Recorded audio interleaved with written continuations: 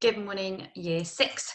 Today we are going to be starting off looking at some grammar and some commas for clarity. So what I would like you to do is have a look at these 4 sentences. I've used fronted adverbials and subordinate conjunctions to begin the sentences, but I forgot to put the commas in. Can you work out where they need to go? You do not need to write anything down for this little challenge. Just have a look and have a think for me. Where do those commas need to go? I'm going to read you the sentences, and then I want you to think in your head, or maybe say out loud if you like, where does the comma go? Maybe you will say it goes after whichever word it is. Okay, so let's start. So number 1 is suddenly a horse thundered past. Where does the comma go? Okay, number 2. Although Oliver was new to thieving, Fagin wanted him on the streets. Although being the subordinating conjunction, but does the comma go straight after it? Or does it go a bit later? You tell me. Number 3, excited beyond belief, Dodger found the £10 note just lying in the road. And number 4, quick as a flash, the beadle did not hesitate. Where does the comma go? Have a think. Okay, it's really important that we use commas carefully because they change the rhythm of a sentence. They make us pause and take a break. So it's important that we are putting them in the right places, because one of the Year 6 objectives is to be able to use commas for clarity accurately. Okay, so I'm going to show you the answers. Okay, so number 1, here we go. Suddenly, comma, a horse thundered past. Well done to all of you that spotted that one. That was a nice and easy one. Okay, number 2 is slightly more complicated. Although Oliver was new to thieving, comma, Fagin wanted him on the streets. Now, this first bit here, if you can see where my arrow is, although Oliver was new to thieving, that is a subordinate clause. It starts with our subordinating conjunction and then finishes there.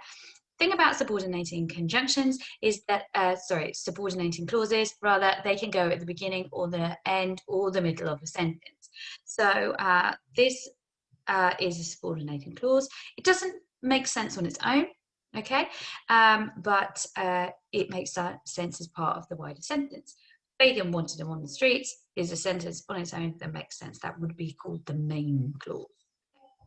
Number 3, excited beyond belief, comma, that is a fronted adverbial clause, if you like. Excited beyond belief is that's our description bit, and so that's that. And number 4, quick as a flash. Okay, that is a simile, but it's still a fronted adverbial clause that we can use to start a sentence, because it describes the way the beadle moved. Word of the day, everybody's favourite bit. Okay, today's word of the day is snag. Snag. I believe, and I would have to check with those of you who may be Australian or live in Australia or watch Neighbours and Home and Away, I don't know. Snag is also a word in Australia for a sausage. That's not what I'm talking about here.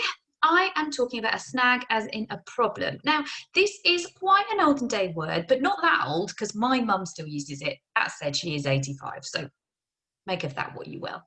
It means an unexpected obstacle or hidden drawback, or just basically a problem. You hit a snag, it's something that goes wrong, okay? A complication, or another nice word is a hitch. We've hit a hitch, something's gone wrong. Perhaps if you can't hear me, that would be a hitch or a snag, something's gone wrong.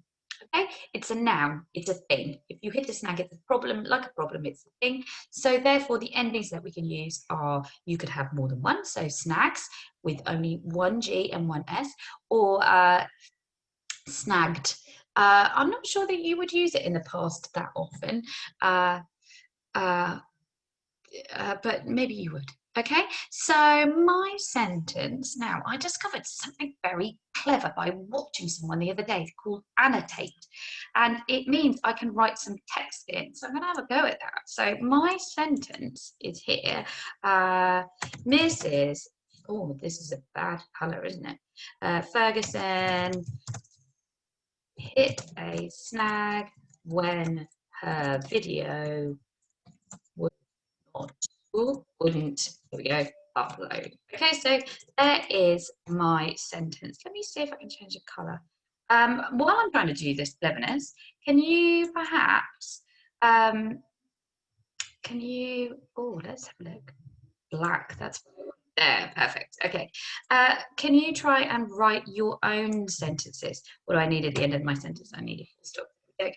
So perhaps you can write your own sentence. You might want to pause the video to give yourself enough time. Don't give yourself too long, like 2 minutes maximum.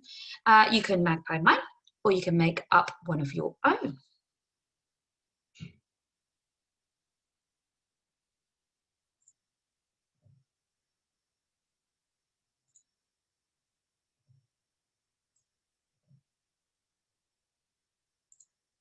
Oh.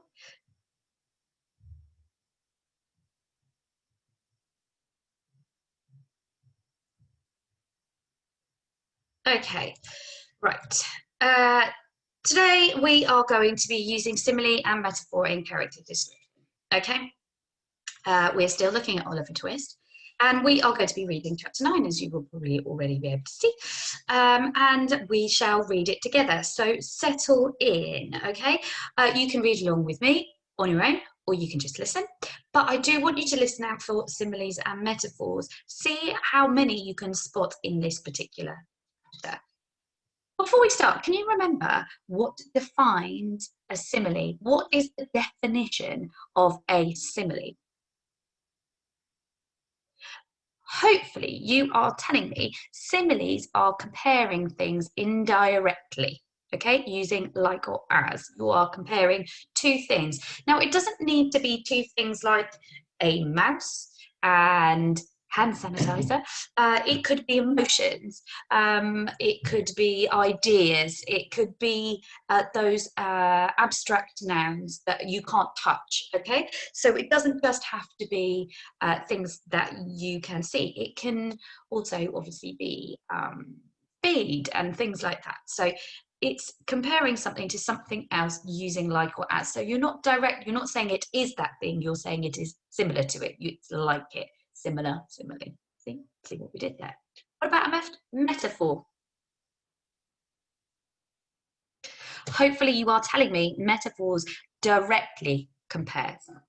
So you take out that like or as, you are saying it is the same as, okay, or it is something. So Mrs. Ferguson is a hero, or Mrs. Ferguson is a star. I'm not just a ball of hot gas, literally, but you're comparing me to being something awesome.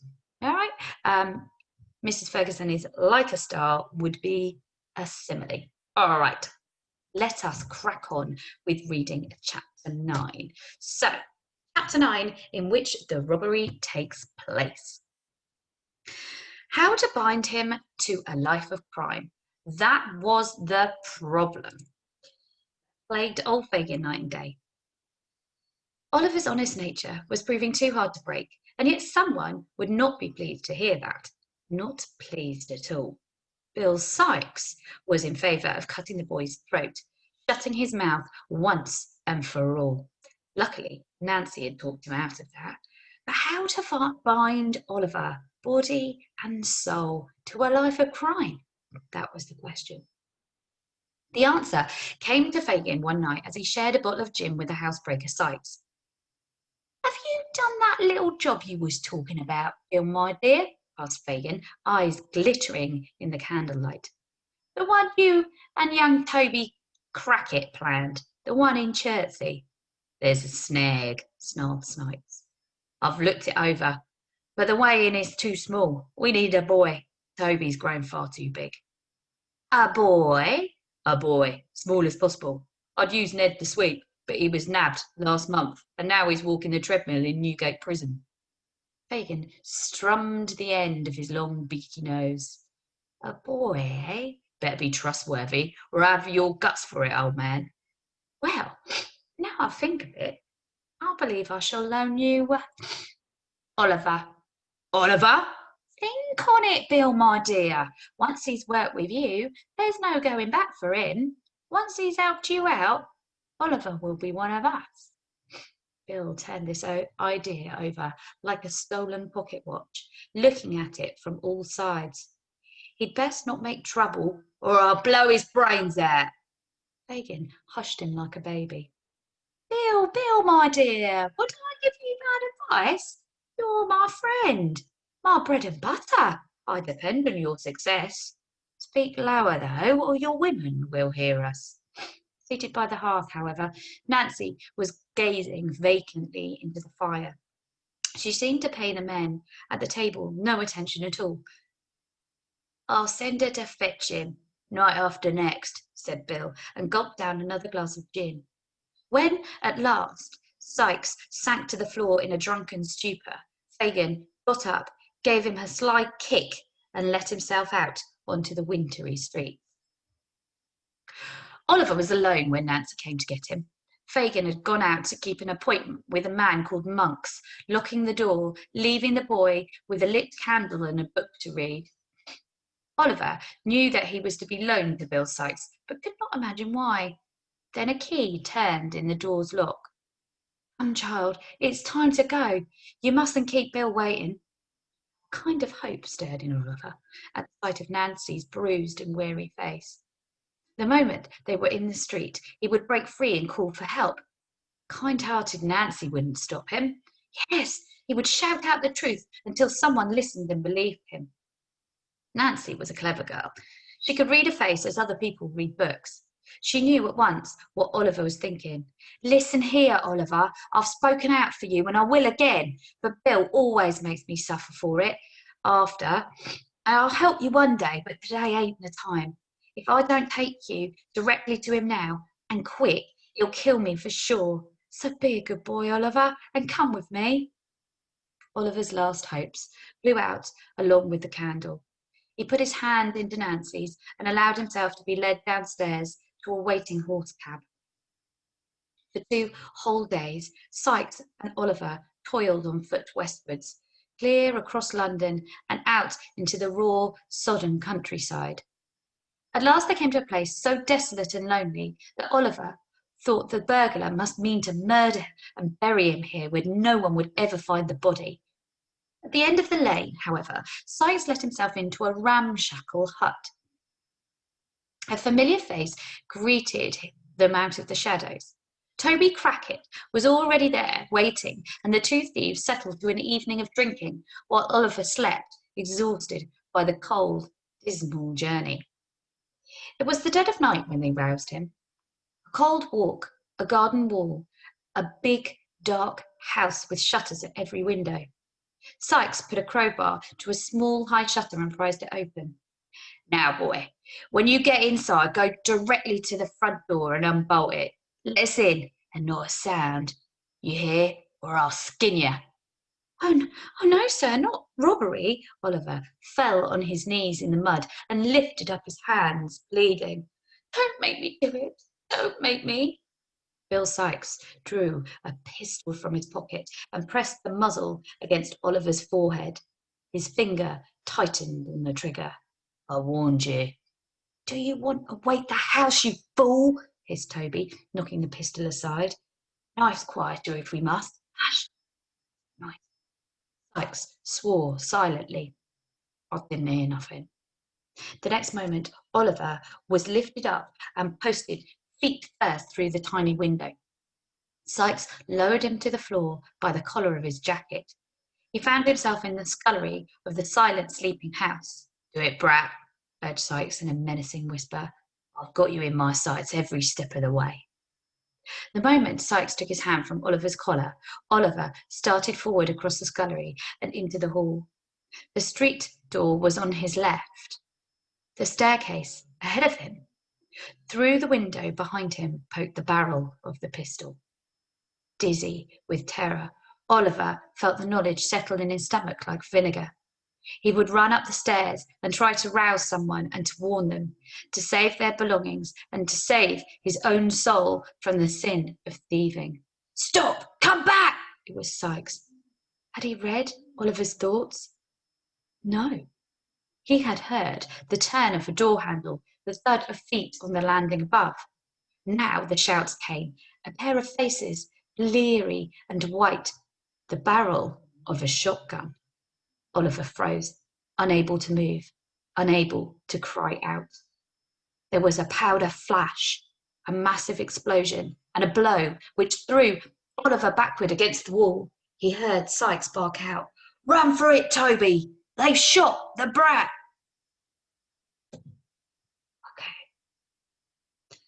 Okay. We're going to talk about what figurative language is, and then we are going to go back and see if you manage to pick out those similes. Yeah, that's the word I'm looking for. Okay, so figurative language is a kind of umbrella term for lots of different skills and techniques, tools, like that we will use in English. Okay, so there's metaphors, similes, personification. I wonder if you will remember what personification is. It is where you give something that is inanimate, so doesn't move and isn't sort of alive, human characteristics. Okay, so the branches on the trees danced in the wind. That's one I kind of use quite a lot. That sort of thing. Trees can't actually dance because they're not human. I'm sure you can think of other ones. You don't need to right now. Okay. Anthropomorphism is where you give an animal a human characteristic. So the dog laughed. Okay, dogs can't actually laugh because they're not human, but that is like a personification, but in animals. Okay. Pathetic fallacy is where the weather sets the tone of the story. So in this bit of Oliver that we've just read, I would say the weather is probably going to start thundering and lightning probably fairly soon because it's a sad bit, a scary bit of the story. Whereas if something happy was happening, what kind of weather do you think you might have? Maybe sunshine? Yeah, something like that. Okay, so all of those different things, metaphor, simile, personification, anthropomorphism, pathetic fallacy, and other things are called figurative language. Okay, and what it does is it makes reading more interesting for the reader because it makes them do something instead of sitting back and sort of having everything given to them. It makes them work a little bit, and what you find is the higher and I'm just going to say higher up that you go, but the more that you read and the more complicated things that you read, you will find that you have to actually work harder. So when you start down in reception, you have the cat is blue. It is sat on the mat.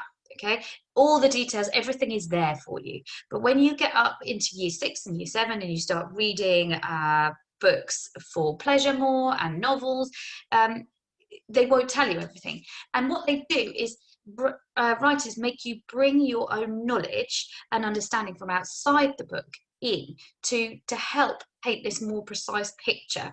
And so their ideas are clearer because you have outside knowledge. Okay. So let's have a look back. We're going to go backwards, okay, and let's have a look at some metaphor and some similes. Right, so let's have a look. So we've got, let's have a look. There was some. Now I may well pick out, not pick out some that you've actually found, but what I wanted to have a look at, let me have a look. I'm just reading these pages to see if I can see them. Yeah, I think it's on this page here. Okay, so there are a few here. So I'm going to get my highlighter going and see if I can find them. So here we go. A kind of hope stirred in Oliver. Right, hope stirring is a metaphor because that stirring is It's a movement, and hope is an emotion. Okay. Kind-hearted Nancy would stop him. Nancy, she could read a face. Oh, I like this one. As other people read books. Okay, so that tells us something. Okay, it's a simile, maybe, and a metaphor. It's a bit of both, that really, because it tells us about Nancy, and it tells us um, how how good she is at understanding other people. Okay, she knew what Oliver was thinking. Oliver's last hopes blew out along with the candle. Okay, that's another one. Right, let's see if I can see any more. Let me see. Oh, settle into um I don't know. I think maybe they're the main ones. Oh, this is an obvious one. If you didn't get any others, perhaps you got this one. Dizzy with terror, Oliver felt the knowledge settling in his stomach like vinegar. Now, what I was saying before about the reader having to bring their own knowledge. If you know anything about vinegar, okay, maybe you've had it on your chips. I love salt vinegar on my chips. You will know that it's quite acidic, and it would, where it says he settled in his stomach like vinegar, you get the idea of that it's sort of, it's churning, his tummy's hurting, like you get a sore tummy if maybe you've done something wrong. Have you ever had that feeling where your tummy starts churning because something bad is going to happen? And so there, it's painting this picture that you can't just do with words by describing it as being like vinegar.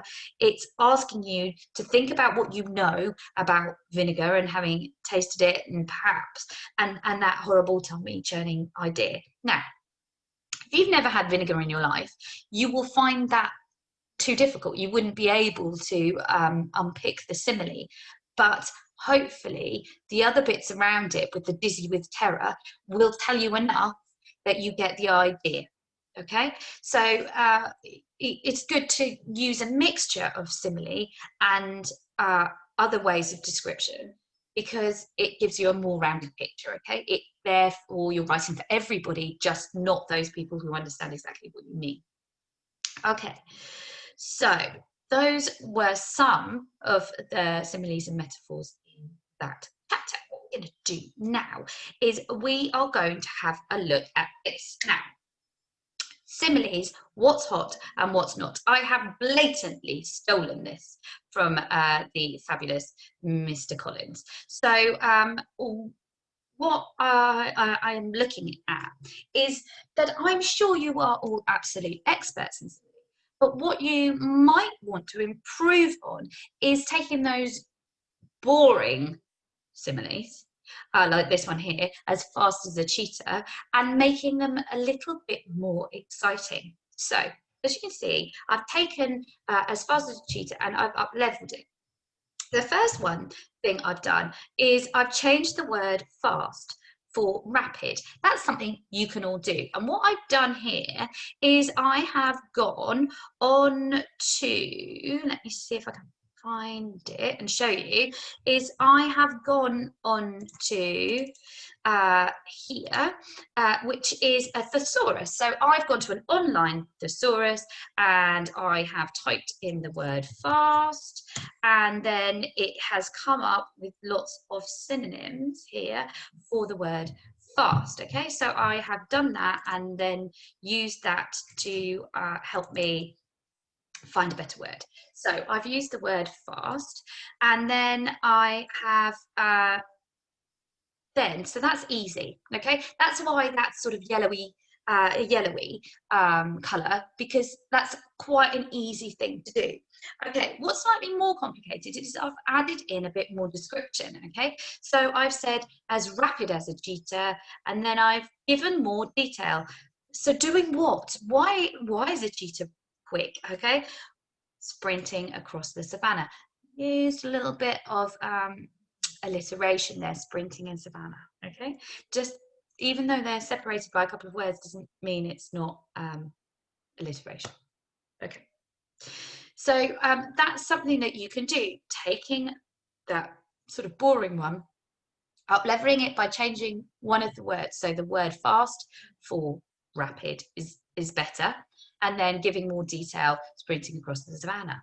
So that's green, okay? Purple, extended, is adding something extra. So here I have added the word ravenous, okay, because that's describing the cheetah. Okay, so that is an adjective. So I've added that in, and that's quite an easy thing for a purple challenge. So as rapid as a ravenous cheetah sprinting across the savannah. So rapid and ravenous, again, that's alliteration. Even though they're separated by a couple of words, rapid as a ravenous cheetah, I would still say that is alliteration. It jumps out at you. That's the purpose of alliteration, that as a reader, you kind of bang, it's there, it jumps out. Okay, so you've got two challenges in today's lesson, and this is the first. I want you to take these 4 sentences and I want you to take them from not to hot, okay? I want you to up-level them in the same way. So you might want to flick back to this and look at what we've done. So first of all, we've up-leveled the verb fast to rapid. So I've used my thesaurus, and then I've used description. And then I have used an adjective. So if I annotate this here again, oh, we're giving it another go, aren't I brave? Right. So you will, so first of all, think about using a thesaurus to up level, if you can. Okay. So where I've put like a snail, you might want to use as slow as a snail instead. Okay. Then I have looked at adding more description. And then I have looked at adding an adjective. Okay, so those are the 3 things that I would like you to do to those 4 sentences. I'm not going to give you answers because obviously there will be lots of different ones, but that needs to go on your document or in your writing, whatever you would, however you're giving it in today, that needs to get done. So you will need to pause the video now and have a go at doing that. I think this is something that will take you about 10 minutes, maybe 15. Don't agonize over it, don't take ages, don't rush either. I will certainly be giving out dojos for really, really inventive ones. One thing I would say is you should aim not to change the meaning. So as quick as a flash, it's meant to be fast, okay? As cool as a cucumber is someone who's calm, okay, and cool, and like a ray of sunshine is someone who's bright. So try not to alter that meaning, okay? So pause the video, you've got about 10 minutes, set yourself a 10-minute time limit. If you know that you're perhaps not the quickest of writers, maybe give yourself a little bit longer. And once you've done that, come back.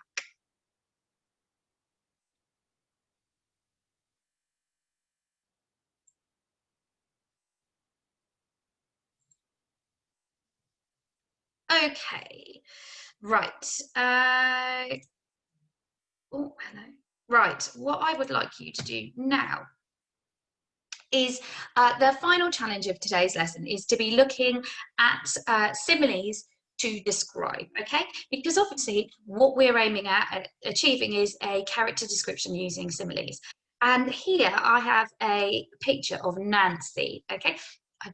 There are lots and lots of different pictures on the internet of characters from Oliver Twist, and this is one that I found of Nancy. Okay. So using similes to describe is slightly different than what you have just done. It's slightly more nuanced. So let's see how we get on. The first thing is to start with what you notice, okay? So what are the main features that we can see in this particular picture? Well, I've noticed her eyes, her mouth, her hair and her hands, okay? I don't want to focus on her clothing because I feel that you are confident with that. As a year group, you're pretty great at that. So for today's lesson, we're just going to focus on those physical characteristics. Now, She doesn't look very happy in this picture. She looks a bit worried. She looks like she's sort of sneaking away from something. So those are the sort of images that I want to project to my reader, and that's what I'm going to try to do using words. Okay. So first of all, I'm going to start with her eyes. So her eyes were as sad as a hungry puppy's, desperate for love. Okay. So the reason here I've used puppy with an apostrophe S because I'm only talking about one hungry puppy. I'm not talking about many hungry puppies. Okay, so the eyes belong to the puppy, which is why there is a apostrophe. Okay, I've used an adjective here to describe my puppy, and I've added more detail in using desperate for love. Okay, if you wanted, you could up level. Having written it, you could then go, do you know what, hungry me, I think I want to up level that, or I might look for a more exciting word than sad by using my thesaurus. It's up to you. You can write something and then change it. It's editing. It's what we all do every day, because the first thing in any writing at all ever is getting something down on a piece of paper. You can spell it wrong, you can punctuate it wrong, it doesn't matter. It's an idea, and once your idea is out there, then you can tweak it and make it better. Okay, so I started with her eyes. This is good. Right, so we're off. Okay, let's have a look at her mouth, I think, next. Okay, her mouth turned down like an autumn leaf, withered and falling from a tree. Okay, so again, I've described my leaf. Okay, and I've added more information. Withered. Withered is a great word. It sort of means where you get old and wrinkly. Yeah, think of that. Okay. Turn down. Could I up level that maybe? I don't know. That's a difficult one really, because I'm trying to get that idea of sadness. Maybe you've got a better way of describing that. Because she looks. Okay. Let's look at her hair. Now I found her hair quite a difficult one. Because at first I wrote something about it like peeking out from underneath the hat, and then I couldn't think of a way of describing it. But that's part of the process, isn't it? Is you get an idea and then you get stuck and then you change it. So what I came up with was her long brown hair fell over her shoulder like a shimmering curtain of beauty. Oh, there's a bit of metaphor in there as well. Okay, a curtain of beauty. It's not actually a real thing. Yes, I've used shimmering to describe my curtain. Okay, and yeah, and the metaphor here, the shimmering curtain of beauty. It's an unusual one. Okay, and the last one, her hands were red raw and her nails were as black as coal. I've put that one in there. I haven't extended it, I haven't tweaked it, I haven't done anything, because sometimes in a character description, you don't have to go to town every time, okay? Black as coal. You've got a very clear picture in your head, hopefully, if you know what coal is, which helps. You will have a really clear picture in your head what that means and what that looks like. And I don't need to keep going with as black as coal, mined from a Welsh coal mine or whatever. It's sometimes short is sweet. And if you are you enjoy writing and you're a strong writer, that mixing it up between having those extended phrases where you've put in a lot of detail and those short phrases where you just say what you mean is really important, because what I find is those people who like to push themselves and are good writers sometimes make that mistake that they think they've got to make everything sound really poetic, and sometimes you don't. Okay, learning how and when is tough. Okay, but hopefully you will start to get the idea that the pressure isn't always on. Okay, so last challenge of today's lesson is here, this picture of Fagin. I want you to focus on the facial features and not his clothes, which is why I've particularly chosen this picture. You can't really see what he's wearing apart from those fingerless gloves. you need to write me at least 4 sentences. I don't mind, I think, maybe if you write me more if you want, but 4 sentences. You might want to think about his eyes, his nose. He's got a good nose, isn't he? His teeth, maybe. I don't know. His hair. You might want to do his hands. If you want to carry on, you might want to talk about the way he's brandishing those scissors. He looks kind of threatening. He's got those like mean, evil eyes. Maybe you want to talk about his skin being wrinkled. There's lots and lots of things there, hopefully, to inspire you. Don't forget to up level it. Okay, you've already done this once. So you've had some practice. This time I'm going to let you be more creative. I'm not going to give you any particular suggestions or ways how to write it. Okay, so you are creating simile. Okay, rather than metaphor, rather than personification or anything like that. It's simile based today. Do not forget to hand in your work. Lots of you are handing in, and yay to you guys. Some of you are still clicking save on your documents and not handing them in. I can't see them unless you click hand in, okay? If you are writing it, you can attach it as a document and upload it. And if you are working in school, a big shout out, and make sure that you are perhaps sharing maybe at the end of the lesson your favorite sentence that you have written independently. Okay, if there are any problems, then you can email me, but otherwise have a super duper duper day, and I shall see you tomorrow for another lesson, and I shall see you on Wednesday for our live English shared write. Okay, take care. Bye.